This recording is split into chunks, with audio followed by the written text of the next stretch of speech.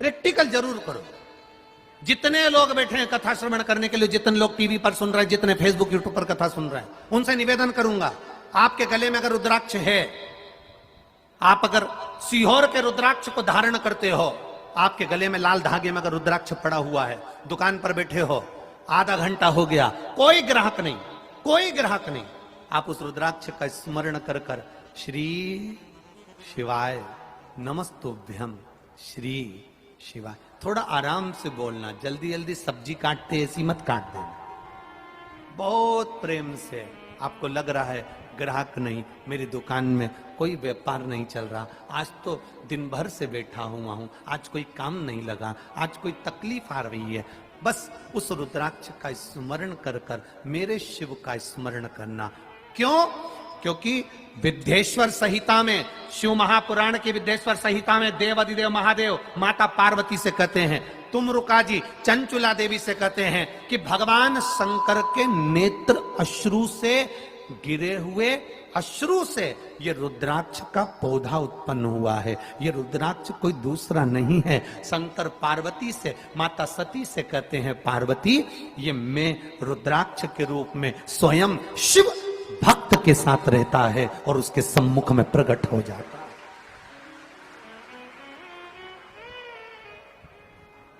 बेलपत्री हाथ से उड़ती है धर्मपत्नी के, और धर्मपत्नी के हाथ से बेलपत्र उड़कर बूढ़े व्यक्ति पर जाती है और मेरा महादेव प्रकट हो जाता है। महादेव ने हाथ में चावल का दाना लिया, चावल लेकर एक चावल का दाना मेरा महादेव एक हंडी में, एक पात्र में डाल देता है। वो हंडी दासी मैया के घर की, वो पात्र अक्षय पात्र बन गया, वो पात्र कभी खाली नहीं हुआ। आज तक दासी मैया के यहां उस पात्र में भोजन बनता, आज तक बन रहा। एक दाना चावल का, एक दाना चावल, हम तो आपसे कहेंगे, बहुत भाव से कहेंगे, आपके घर में शादी हो, शादी का फंक्शन हो, किटी पार्टी हो, आपके घर में कोई भी आयोजन हो, 500 आदमी भोजन करने आ रहा है, 300 आदमी भोजन करने आ रहा है, आपको लग रहा है कि हमारे यहां 150 आदमी और बढ़ जाएगा, ज्यादा आप केटरिंग में पैसा नहीं खर्च करना चाहते, 300 लोगों की आपने केटरिंग दे दी और हो सकता है कि और बढ़कर आ जाए। एक शंकर जी पे चढ़ा हुआ चावल का दाना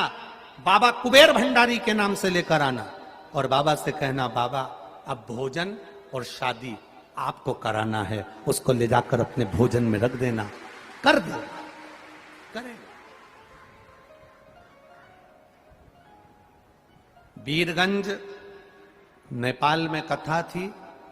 दूसरा देश, दूसरी भाषा, रहन सहन दूसरा। वहां पर जो आयोजक परिवार ने कथा करवाई थी, उनको बड़ी चिंता थी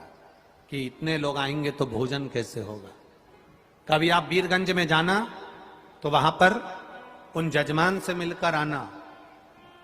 एक चावल के दाने का महत्व क्या है वो समझा देंगे आपको। हमने केवल इतना कहा था कि एक चावल का दाना कुबेर भंडारी के नाम से शिव को चढ़ाकर उसको लेकर आकर भंडार में रख दो, जितना भोजन रखा है वो भोजन बनता रहेगा और भंडार उतना की उतना ही भरा रहेगा, उससे ज्यादा मिलेगा। और अभी ये जायसवाल परिवार कथा करवा रहे हैं, विधायक जी श्री प्रदीप जी जायसवाल कथा करवा रहे हैं,